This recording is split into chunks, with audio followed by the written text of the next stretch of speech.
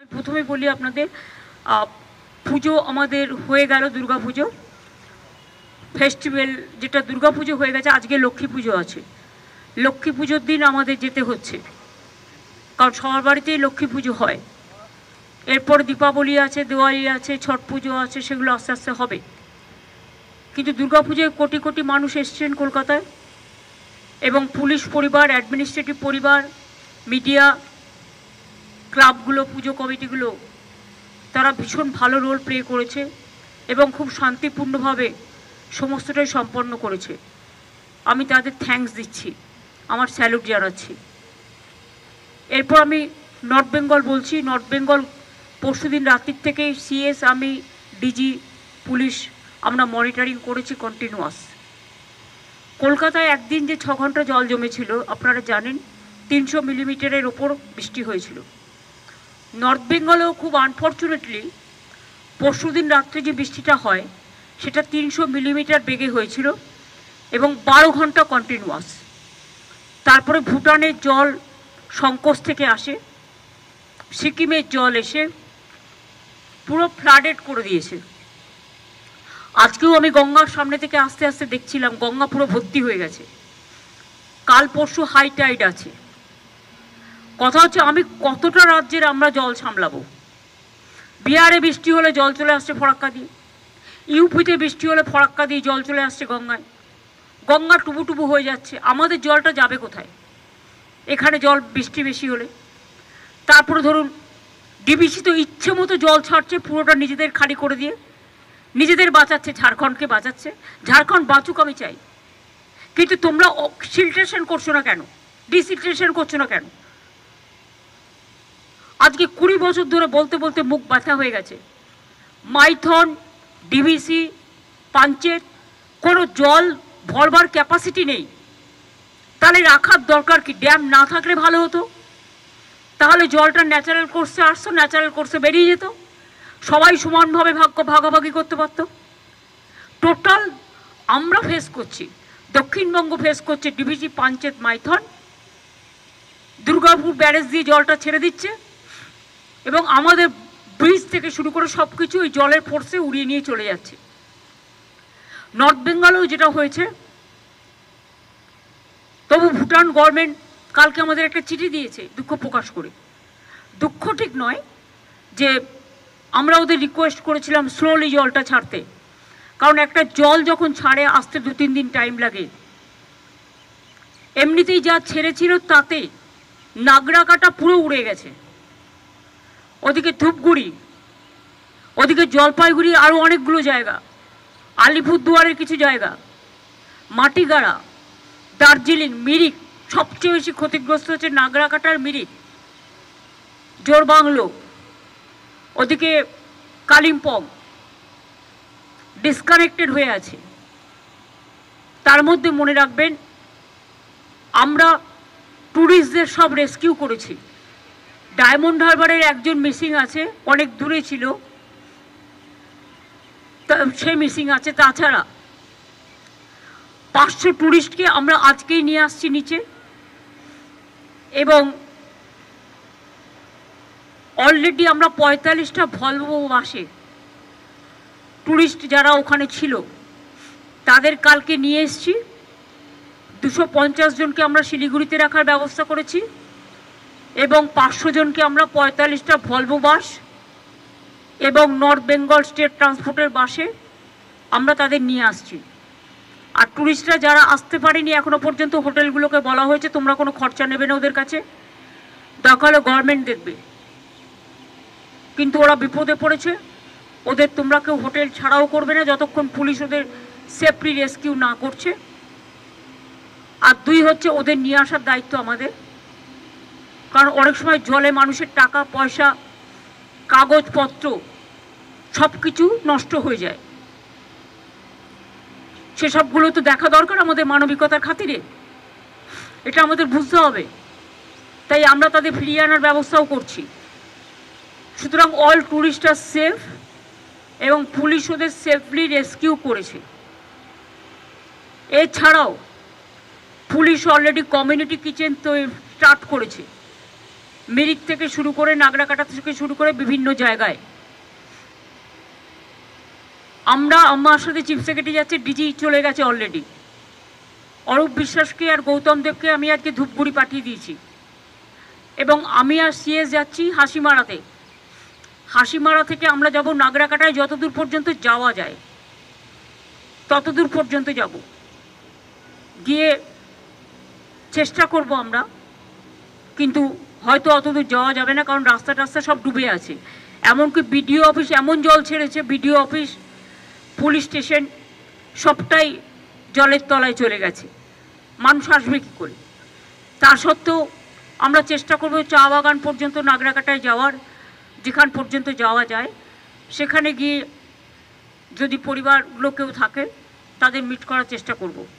আর আগামীকাল তারপরে আমরা হাসিমারা থেকে আর বাগডোগরা ফিরে আসবো রাতেই, এবং আগামীকাল আমরা মিরিকে যতদূর যাওয়া যায় যে পর্যন্ত, সেই পর্যন্ত যাব।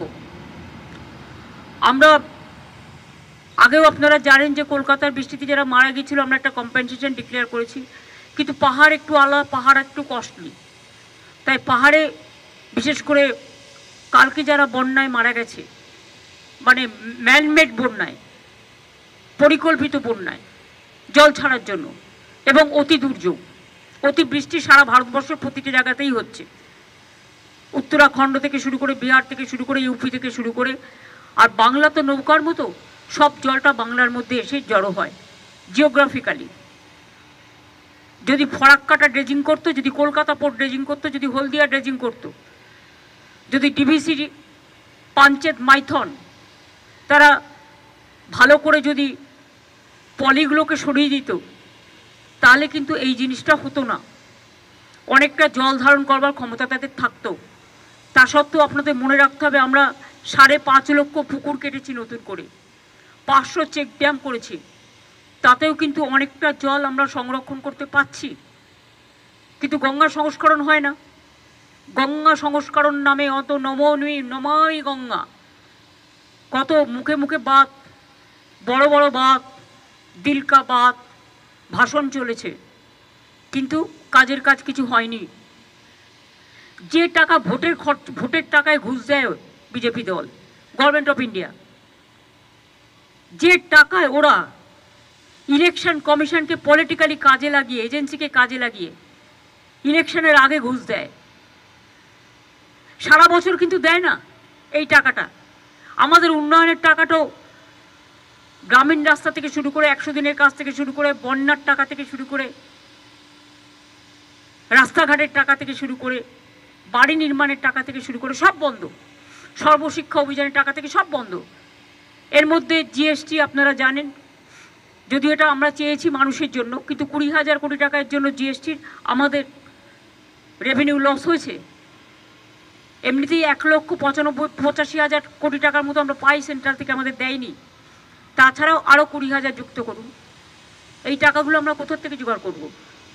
তাও মামাটি মানুষের সংসার কোনো রকমভাবে আমরা চালাচ্ছি, মানুষের আশীর্বাদে, সহযোগিতায়, দোয়ায়, জোহারে, সকলের প্রার্থনায়, এবং মানবিকতার স্বার্থে কখনো আমাদের কোনো কিছুর অসুবিধা হবে না। সন্দেশখালিতে আপনারা দেখেছিলেন কতগুলো ঘরবাড়ি ভেঙে গেছিল একটা লোকাল ঝড়ে, পরের দিনই তৈরি করে দিয়েছে, এবং সেখানে পুলিশকে আমি থ্যাঙ্কস দিচ্ছি যে ওরা কাজটা ইনিশিয়েটিভ নিয়ে করেছে অ্যাডমিনিস্ট্রেশনের সাথে। আমি এই পরিবারগুলোর জন্য, যারা মারা গিয়েছেন 23 জন, 18 জন দার্জিলিং, মিরিক, কালিম্পং, মিরিকে সবচেয়ে বেশি ক্ষতি হয়েছে, এবং নাগরাকাটায় 5 জন মারা গেছেন। এই 23 জনের রিপোর্ট আমাদের কাছে এখনো পর্যন্ত আছে। তাদের প্রত্যেক পরিবারকে আমরা 5 লাখ টাকা করে, যদিও আমি জানি জীবনের বিকল্প কখনো টাকা হয় না, কিন্তু যে চলে যায় তার পরিবার তো রয়ে যায়। পরিবারগুলোর পাশে দাঁড়ানোর জন্য এটা আমাদের সামান্য কন্ট্রিবিউশনও বলবো না, সামাজিক কর্তব্য।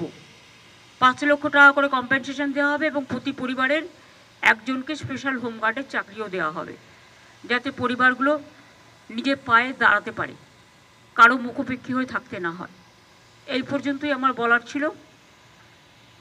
এইটুকু আপনাদের আমি বললাম। বাদবাকি আমি এখন হাসিমারা যাব, হাসিমারা থেকে নাগরাকাটা যাব, কালকে মেরিক যাব। আপনাদের প্রোগ্রামগুলো জানিয়ে দিয়ে গেলাম। সবাই ভালো থাকবেন। আর এদিকটাও একটু অ্যালার্ট করবেন, 7-8 তারিখে হাই টাইড আছে।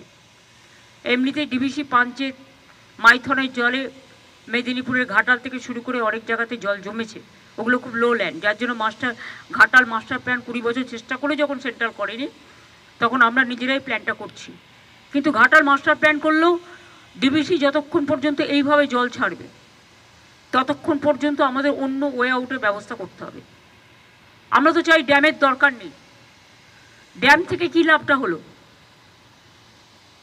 সিকিমে 14টা হাইডেল পাওয়ার করেছে তিস্তা ব্রিজের ওপরে। জল ধারণটা করবে কোথায়? সবটাই শিলিগুড়িতে এসে পড়ছে, মাটিগাড়াতে এসে পড়ছে, কালিম্পংয়ে এসে পড়ছে। প্রবলেমটা তো আমাদের ফেস করতে হচ্ছে। আর নিজেরা শুধু টাকা ইনকাম করে যাচ্ছে, আর সিকিমের মানুষের টাকা নিয়ে শিলিগুড়িতে সব বিজনেস করে যাচ্ছে। খবর সব আমরা রাখি। দুর্ভাগ্যজনক। ওরা তো 90% সাবসিডি পায়। আর জেনে রাখবেন, সিকিমকে 8 স্টেটে আমরা ইনক্লুড করেছিলাম, তৃণমূল কংগ্রেস। কারণ যখন অটল বিহারী বাজপেয়ীজি প্রধানমন্ত্রী ছিলেন, তখন আমরা একটা বেঙ্গল প্যাকেজ করেছিলাম। আমরা সরকারে যাইনি, তখন আমরা সিকিমকে ইনক্লুড করিয়েছিলাম বাংলার পার্শ্ববর্তী বলে। আমাদের অনেক ট্যুরিস্ট যায়, অথচ ওরা সেখানকার মানুষের টাকাটা পায়, টাকাটা মানুষের কাজে না লাগিয়ে সেই টাকাটা শিলিগুড়িতে এসে ব্যবসার কাজে লাগায় আর দার্জিলিংকে উস্কানি দেয়। আমি যেমন পাহাড়কেও ভালোবাসি, আপনারা দেখেছেন কয়েকদিন আগেও নর্থ বেঙ্গল থেকে আমি ঘুরে এসেছি। আবার আমাকে লক্ষ্মী পুজোর দিনই চলে যেতে হচ্ছে, কারণ কোনো উপায় নেই বলে। মানুষ যখন বিপদে পড়ে তখন আমাদের কাছে উৎসব বড় কথা নয়, উৎসব মানুষের মানবিকতাই হচ্ছে সবচেয়ে বড় উৎসব। তাই এইটুকু বললাম। আমি এবার যাই, যত দেরি হবে তত আমাদের প্লেন লেট হবে।